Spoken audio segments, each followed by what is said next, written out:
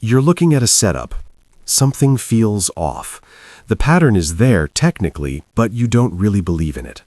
Your gut says skip it. Your intuition screams this won't work. You feel no conviction, no confidence, just a vague sense of doubt. You take the trade anyway.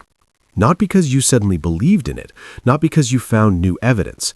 You took it because everyone else seemed excited about it, or because you'd been watching for 2 hours and felt you needed to do something, or because you just had 2 losses and desperately needed a win, or because a trading influencer posted about a similar setup.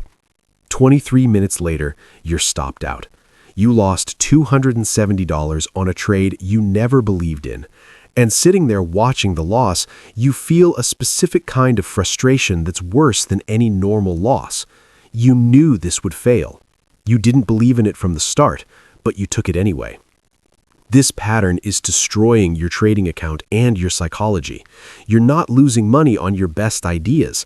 You're losing money on trades you don't even believe in while you watch them happen. And until you understand why you consistently take trades your intuition rejects and how to align your actions with your actual convictions, you'll keep funding losses you saw coming. The psychology of belief-action misalignment in trading. Here's what's actually happening when you repeatedly take trades you don't believe in, and why knowing a trade is probably wrong doesn't stop you from taking it. Belief-action misalignment occurs when your behavior contradicts your internal assessment. You believe the trade won't work, but you take it anyway. This isn't occasional poor judgment. For many traders, this is their dominant pattern, consistently acting against their own better judgment. This misalignment happens because your trading decisions are influenced by multiple competing systems, and the system driving your beliefs is often overridden by the systems driving your actions. Psychological mechanism 1. Social proof override. Humans have a powerful psychological drive to align their behavior with group behavior, especially during uncertainty. When you see others excited about a trade, posting about it, taking positions, your brain experiences social proof pressure. Multiple people see value here. Maybe I'm missing something. Maybe my doubt is wrong and their enthusiasm is right. This social proof can override your internal conviction. You don't believe in the trade based on your analysis, but you believe others might know something you don't. So you take the trade not based on your conviction, but based on borrowed conviction from the group. Your internal belief, this setup doesn't look right to me. Your action, take the trade because others are taking it. Result, you're trading someone else's conviction while experiencing your own doubt.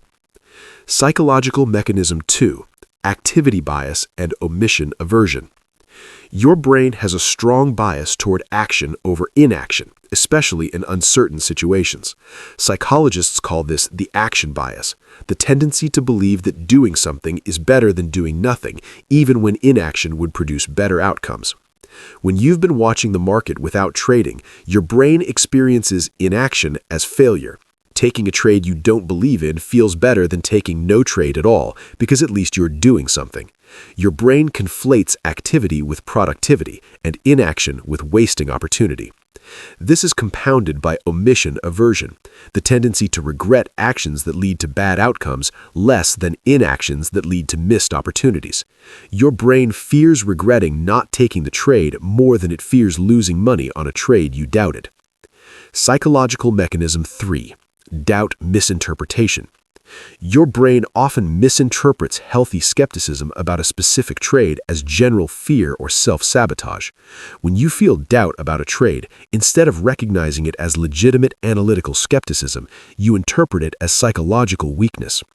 I'm feeling doubt about this trade, but I always feel doubt. Maybe my doubt is just fear holding me back. Maybe I need to push through the discomfort and take trades despite doubt. That's what confident traders do.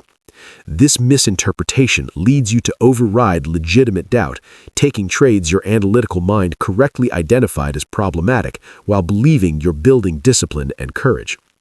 Psychological mechanism 4. Desperation-driven decision-making. After losses or during account drawdowns, your brain enters a state of desperate searching for recovery opportunities. In this state, your belief threshold collapses.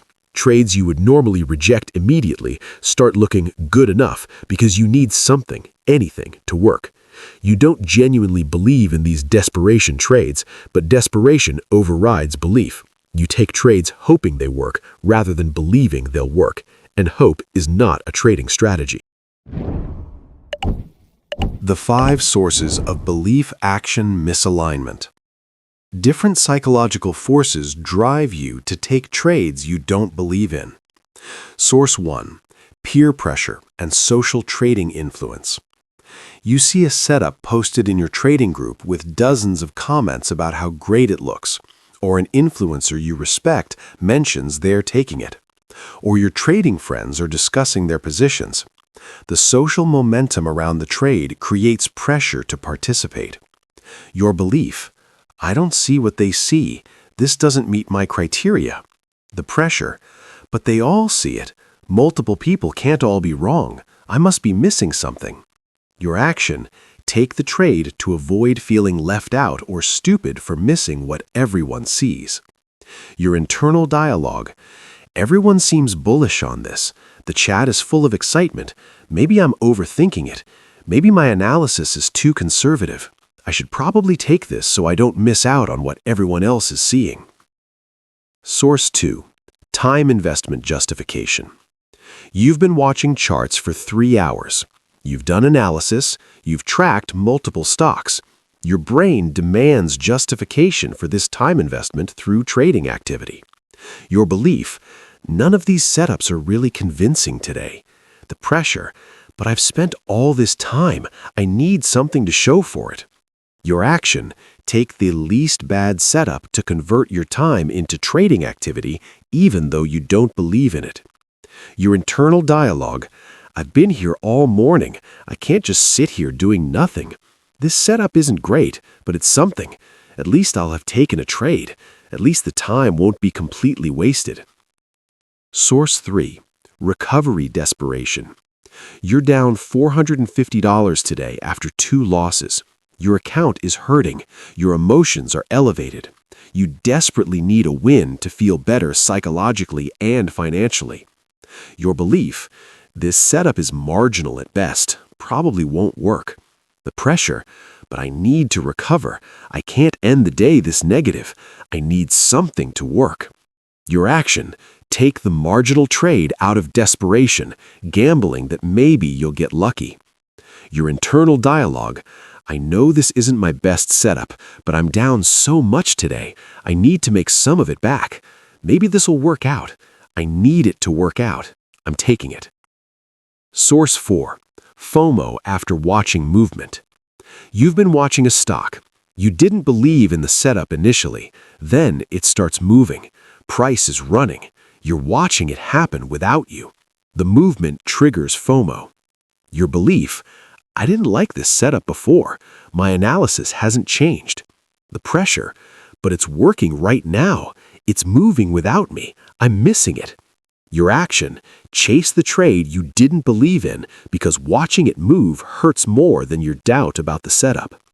Your internal dialogue, I should have taken that. It's already up big. I need to get in now before I miss the entire move. Who cares if I didn't believe in it initially? It's obviously working. Source 5. Doubt fatigue and skepticism override. You've skipped numerous trades due to doubt over the past week. Your brain is tired of doubting. You're frustrated with your own skepticism. You want to stop being so cautious. Your belief, this trade has the same issues as the others I skipped. The pressure, but I always doubt. Maybe my doubt is the problem, not the trades. Your action, force yourself to take the trade to overcome your doubt, even though the doubt might be valid. Your internal dialogue, I'm always doubting everything. I'm always finding reasons not to trade. Maybe I'm just scared. Maybe I need to push through this and take trades despite doubt. That's what growth feels like. Meet Yale, the trader funding trades he didn't believe in. Yale had been trading for 7 years when he discovered the devastating pattern buried in his journal. He had developed analytical skills. He could identify good setups from bad ones. His problem wasn't his analysis. His problem was that he kept taking trades his analysis told him to reject. Yale implemented a new journaling system. After every trade, he added one simple question. On a scale of 1 to 10, how much did I believe in this trade when I entered? Over 3 months, Yale documented his belief ratings alongside his trade outcomes. The data was shocking. High belief trades, rated 7 to 10. Count 34 trades. Win rate 71%. Average win $425. Average loss $155. Net profit $7,280. Psychological experience, comfortable with outcomes, win or lose. Low belief trades, rated 1 to 4. Count 58 trades. Win rate 38%. Average win $240. Average loss $175. Net loss negative $3,670. Psychological experience, frustrated before entry, angry after losses. Yale was taking nearly twice as many trades he didn't believe in as trades he did believe in. His high belief trades were massively profitable. His low belief trades were consistent losers eating away at his profits. Even more disturbing, Yale's low belief trades showed a pattern. They clustered after social media exposure, trading chat recommendations, influencer posts, during boredom periods, hours without valid setups, and during drawdowns, desperate recovery attempts. Yale wasn't losing because his analysis was bad. He was losing because he consistently ignored his good analysis and took trades he knew were problematic. Inside Yale's mind, taking a trade he didn't believe in. Yale documented his internal dialogue during a typical low-belief trade to understand the exact psychological sequence. The initial assessment: clear doubt. Tuesday, 2:15 p.m. Yale was watching a stock that had been mentioned in his trading chat. Multiple traders were discussing taking positions. Yale analyzed the setup. His internal assessment: this doesn't really meet my criteria. The breakout hasn't confirmed yet. The volume is elevated but not extreme. The trend on higher time frames is ambiguous. My strategy would say pass on this. I don't believe this setup has high probability. Yale's belief rating, if he was honest, 3 out of 10. He should have closed the chart and moved on, but something prevented him. The social pressure. Doubt about his doubt. Yale opened the trading chat to see the conversation about this setup. 15 traders discussing it. Most were bullish. Several had posted they were entering. Yale's internal dialogue shifted. Everyone seems to see something here. Multiple experienced traders. They're all excited about this. Maybe I'm being too skeptical. Maybe I'm missing what they're seeing. They have conviction. Why don't I?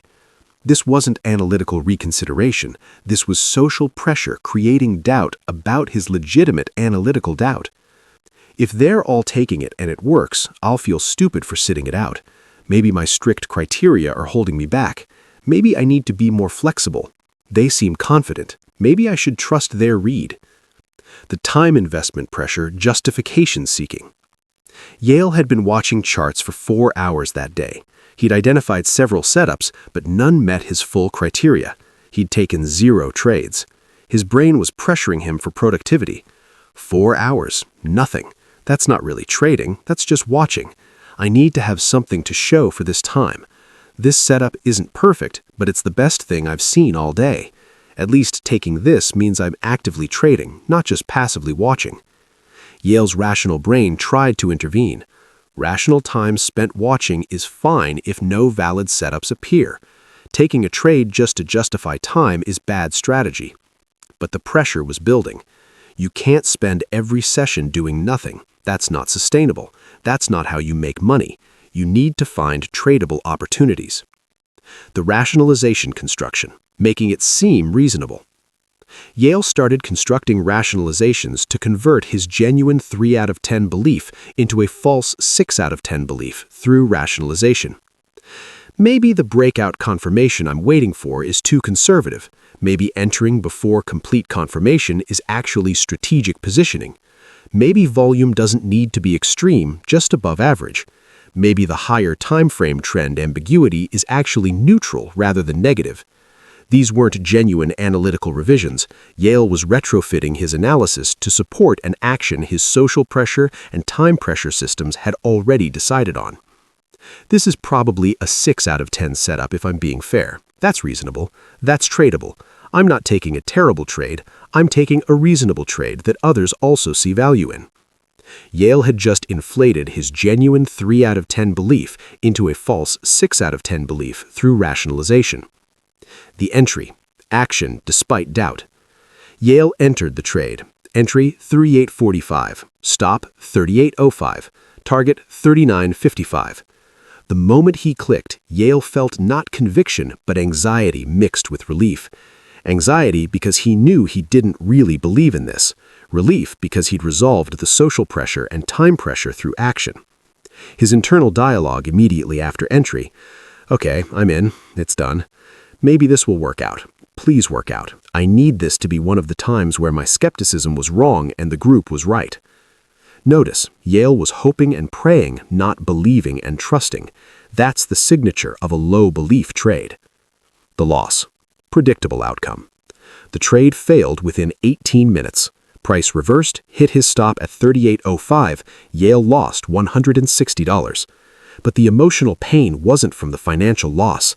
The pain was from the self-betrayal. I knew this wouldn't work. I didn't believe in it from the start. Why did I take it? Why did I let the chat convince me? Why did I care about justifying my time? I threw away money on something I knew was wrong. This is so frustrating. I'm not even losing on my best ideas. I'm losing on trades I never believed in. The aftermath. No learning, only regret. Yale's low belief trade taught him nothing about markets. It only reinforced his pattern of self-betrayal, knowing what's right, doing what's wrong, experiencing predictable bad outcomes. Worse, this loss increased Yale's desperation, making him even more likely to take the next low belief trade in a desperate attempt to recover. The anatomy of low belief trading destruction. Yale analyzed his pattern and identified exactly how taking trades he didn't believe in destroyed his trading. Destruction pattern 1. Capital allocation to negative edge. Yale's high belief trades had strong positive expectancy. His low belief trades had negative expectancy.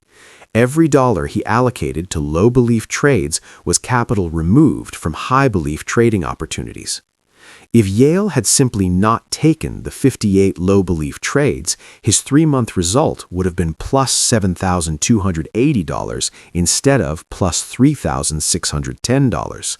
His low belief trades cost him $3,670 in direct losses. His belief action misalignment was literally cutting his profitable trading in half. Destruction pattern 2. Psychological torture through self-betrayal. Normal trading losses are emotionally neutral when you followed your process, but losses on trades you didn't believe in create a specific psychological pain, self-betrayal frustration. I knew better. I ignored my own judgment. I betrayed my analytical assessment. This self-betrayal created deeper psychological damage than normal losses because it wasn't the market beating Yale, it was Yale ignoring Yale. Analysis skill devaluation. Each time Yale took a low belief trade, he proved to himself that his analysis didn't matter. If he didn't act on his analytical conclusions, what was the point of doing analysis? This devaluation created a vicious cycle. Analysis doesn't drive decisions. Analysis feels pointless. Analytical effort decreases. Analysis quality degrades. Fewer high belief trades identified, more low belief trades taken by default. Confidence in wrong things. Yale's low belief trades that occasionally won, 38% of them, created confidence in the wrong areas. He didn't develop confidence in his strategy. He developed confidence in following the crowd, acting despite doubt, and forcing trades during boredom. These were exactly the behaviors destroying his results, but intermittent reinforcement made them feel valid. Yale was learning the wrong lessons from his trading experience. Strategy drift and identity confusion. As Yale took more low-belief trades, his actual trading stopped matching his intended trading strategy. He had a written plan, but his execution was dominated by social influence, time pressure, and desperation. This created identity confusion. Who am I as a trader? What's my strategy? If I don't follow my own analysis and plan, what am I actually doing? This confusion made consistent improvement impossible because Yale didn't have a stable strategic identity to develop. Yale's transformation, building belief-action alignment. Everything changed when Yale stopped trying to force himself to take trades and started requiring belief as a prerequisite for action. System 1. Mandatory belief rating. Yale implemented a pre-trade requirement. Before entering any position, he had to write down his belief rating from 1 to 10. This single number answered, how much do I genuinely believe this trade will work based on my analysis? The rule was absolute. If the belief rating was below 7, the trade was not taken. No exceptions, no rationalizations. Below 7 meant insufficient belief, and insufficient belief meant no action. This simple gate filtered out nearly all low-belief trades. Yale couldn't lie to himself in writing. When forced to explicitly rate his belief, his genuine assessment emerged, not his rationalized assessment. System 2. Social influence quarantine. Yale implemented complete isolation from social trading influences during his analysis and decision process. No trading chat open, no social media, no checking what influencers posted. He would do his analysis independently, make his decisions, then afterward, if desired, check social sentiment. But the social information came after his decision, not before, preventing it from overriding his analytical conviction. This quarantine meant Yale's belief ratings reflected his genuine analysis, not borrowed conviction from others. System 3. Doubt validation protocol. Yale stopped treating doubt as weakness to overcome. He created a doubt validation protocol that treated doubt as legitimate analytical signal worth investigating. When he felt doubt about a trade, instead of pushing through it, he asked, what specifically am I doubting about this setup? Is my doubt based on analytical factors or emotional factors? If I saw this setup blind without any pressure to take it, would I take it? What would need to change about this setup for my doubt to resolve? This protocol converted doubt from something to overcome into analytical information to respect. Most of Yale's doubt was analytically valid, not psychologically weak. System 4. Time productivity redefinition. Yale completely redefined productive trading sessions. His new definition, a productive session is one where I maintained my standards and only acted on high conviction opportunities, regardless of trade count. A 4-hour session with 0 trades was productive if no valid high-belief setups appeared. A 1 trade was productive if that trade had genuine conviction. Trade count became irrelevant. Belief-action alignment became the sole productivity metric. This removed time pressure as a driver of low-belief trades. System 5. Recovery Desperation Circuit Breaker. Yale built a specific rule for drawdown periods. After any session down more than 2%, trading was suspended for the rest of that day. No recovery attempts allowed. This circuit breaker prevented desperation from overriding belief. Yale's most destructive low-belief trades came during desperate recovery attempts. By forcing suspension during drawdowns, Yale eliminated his desperation-driven trading entirely. System 6. Belief-based position sizing. Yale implemented variable position sizing based on belief rating. Belief 9 to 10, 100% of standard position size. Belief 8, 75% of standard position size. Belief 7, 50% of standard position size. Belief below 7, 0%, no trade. The breakthrough realization. 9 months into his transformation, Yale identified a setup that looked decent but generated a belief rating of only 5. In his old pattern, he would have rationalized this up to a 7 and taken it. His new system said, no trade. Yale had a profound insight. The urge I'm feeling right now, the urge to take this marginal trade, has nothing to do with the trade's quality. It's about my discomfort with inaction. I'm trying to use trading to manage my own restlessness, but that's not what trading is for. Trading is capital allocation to high-probability opportunities that I genuinely believe in. If I don't believe in it, it's not an opportunity. It's a gamble disguised as a trade. Yale closed the chart. He didn't take the trade. And he felt completely at peace with that decision because his action aligned with his belief. The next day, Yale identified a setup with a belief rating of 9. He took it with full position size and complete conviction. It worked. He made $510. The difference was night and day. Conviction-driven trading felt completely different from doubt-driven trading. The execution was clean, the management was calm, and the outcome didn't create self-betrayal regardless of whether it worked. Yale's results, the transformation in numbers. The changes in Yale's results after building belief-action alignment were dramatic. Before alignment systems, high belief trades, 7 to 10, 34 trades, plus $7,280. Low belief trades, 1 to 4, 58 trades, minus $3,670. Net result, plus $3,610. Psychological experience, constant frustration, self-betrayal, and confusion.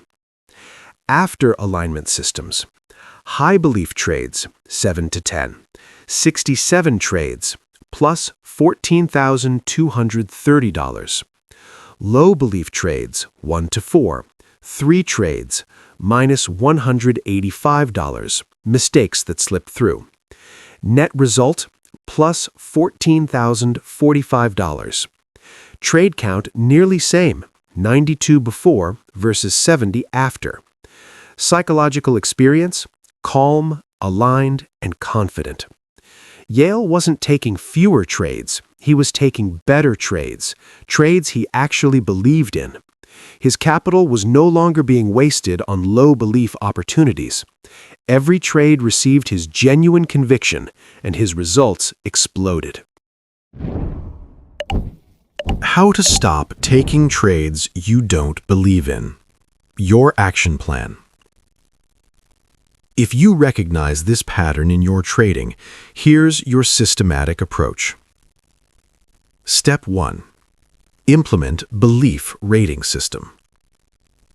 For the next 30 trades, before entering any position, write down your genuine belief rating 1 to 10. Track this alongside outcomes.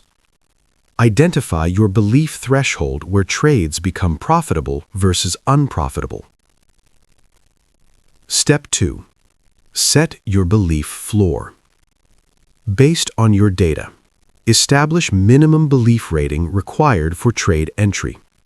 Most traders find 7 is appropriate. Below your floor equals no trade, no exceptions, no rationalizations. Step 3. Quarantine social influence. During analysis and decision-making, eliminate all social trading inputs. No chats, no social media, no influencer checking. Let your belief be yours, not borrowed from others. Step 5. Create doubt validation protocol. When you feel doubt about a trade, don't push through it. Investigate it. Ask, what specifically am I doubting? Is this doubt analytical or emotional? This converts doubt into useful information. Step 6. Redefine productivity trading. Change your definition of productive trading from taking trades to maintaining standards. 0 trades with maintained standards equals productive. 3 low belief trades equals unproductive. Step 7. Install desperation circuit breaker. Create automatic trading suspension rule for drawdown days. After losing X%, no more trading that day. This prevents desperation from overriding belief requirements. Step 8. Build belief-based position sizing. Scale your position sizes with belief ratings. High belief equals full size. Marginal belief equals reduced size. Low belief equals no position. Align capital with conviction.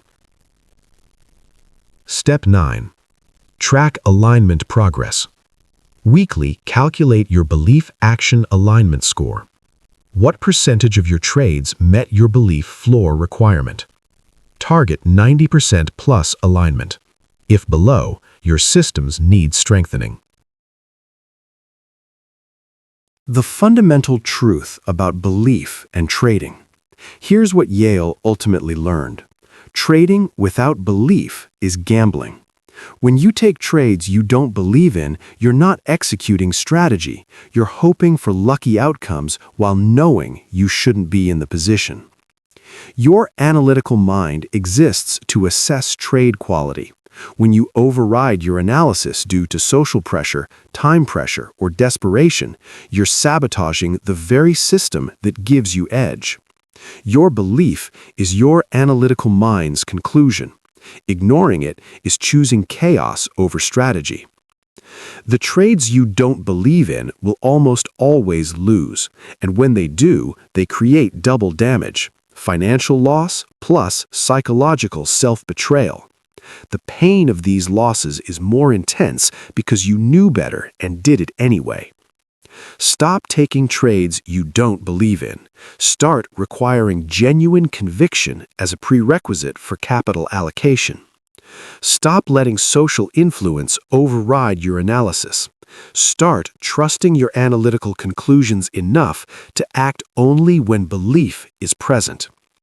Your best trades are the ones where your belief, your analysis, and your action are completely aligned. Everything else is just funding lessons in self-betrayal. Build the systems that ensure you only trade what you genuinely believe in. Your intuition about trade quality is often correct. Stop ignoring it. Start honoring it. That's how belief-action alignment gets built. That's how self-betrayal stops. That's how trading becomes both profitable and psychologically sustainable.